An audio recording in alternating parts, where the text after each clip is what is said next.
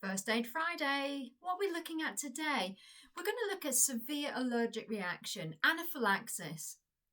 Lots of people have allergies to things. It could be allergies to cats, to dust, to certain people's perfume maybe. It's not nice. It's not pleasant. The eyes can stream. They get really itchy.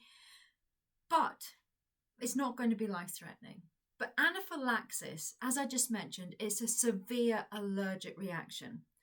And if steps aren't taken quickly, it could be fatal. So let's have a look at this. Now, you might hear the word Epipen being said. Now, Epipen is just a brand. The actual name of them are auto-injectors. So I've got two here. There is a third brand, but they all work in the same way. So what is this? So this is the most common one. This is the Epipen. Inside here is adrenaline. So how does that work then? So anaphylaxis, when somebody has an intolerance to something, such as bee stings, it could be nuts, it could be oranges, bananas. The most bizarre one I've ever had is elephants. Anyway, so when this is injected into a person, it's what we call magic juice. Back to the beginning. So if somebody has a severe allergic reaction to something, then what you'll see is you start seeing them swell up, their hands, their face, maybe other parts of the body as well, but it restricts their breathing because their blood pressure drops so low, and that's why it can be fatal.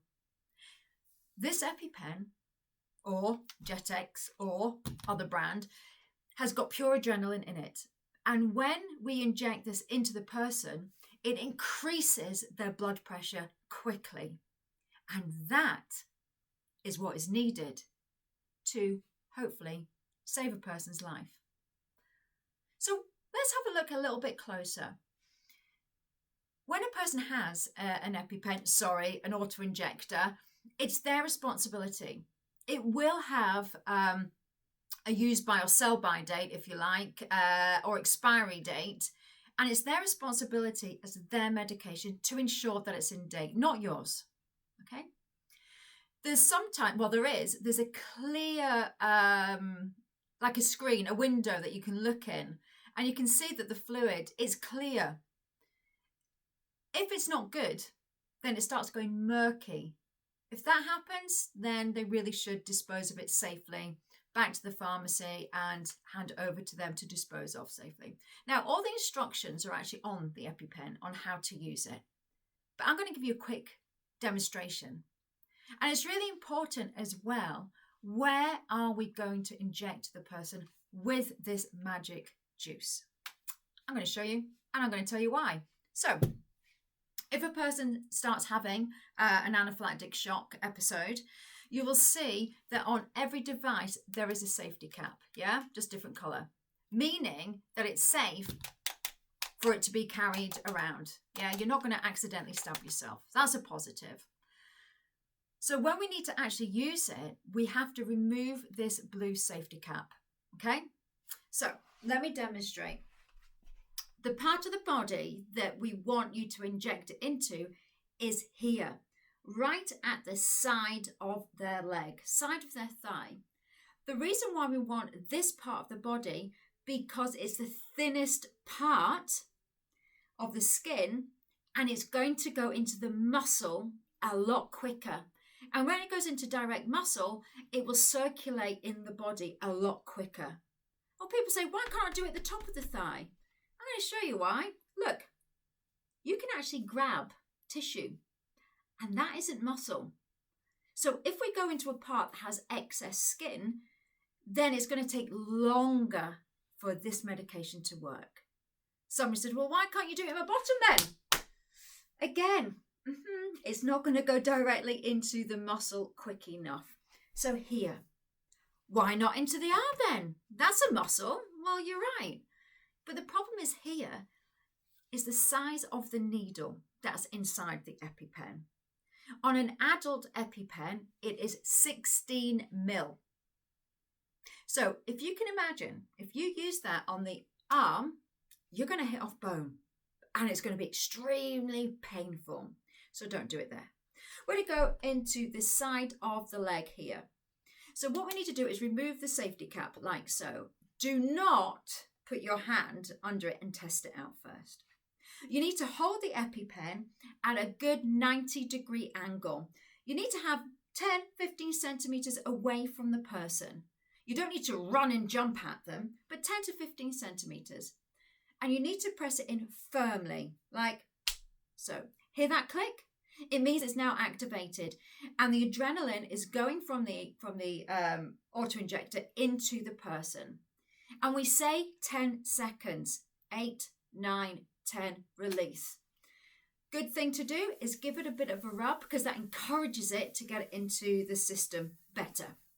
Now, you can see after you have used one of these auto-injectors, this orange bit here will come out and it will protect from the needle. So you're not going to stab yourself. It's a safety thing.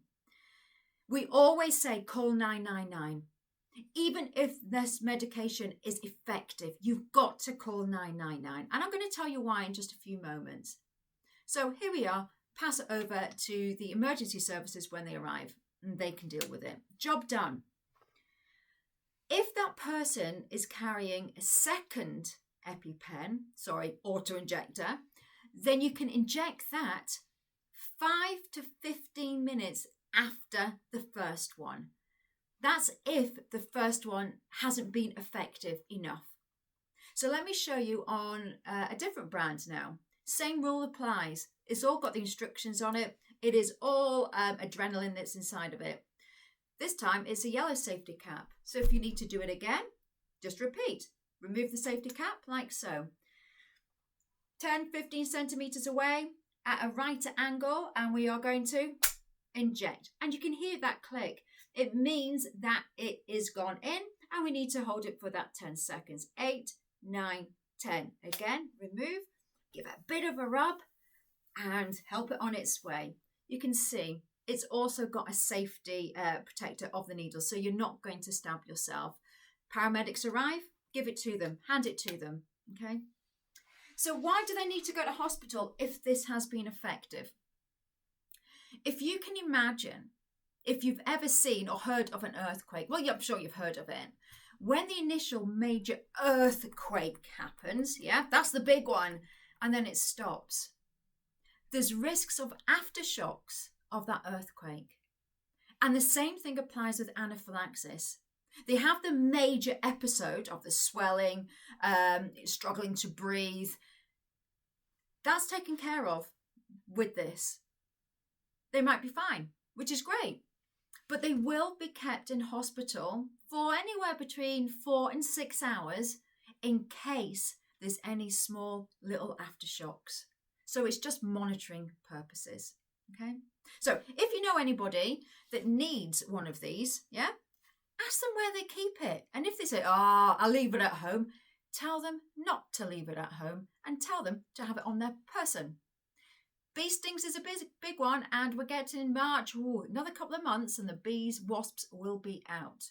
So I'm Sarah, and I am owner, trainer of First Aid at Work, Aberdeen and Aberdeenshire in partnership with Mini First Aid. And good luck.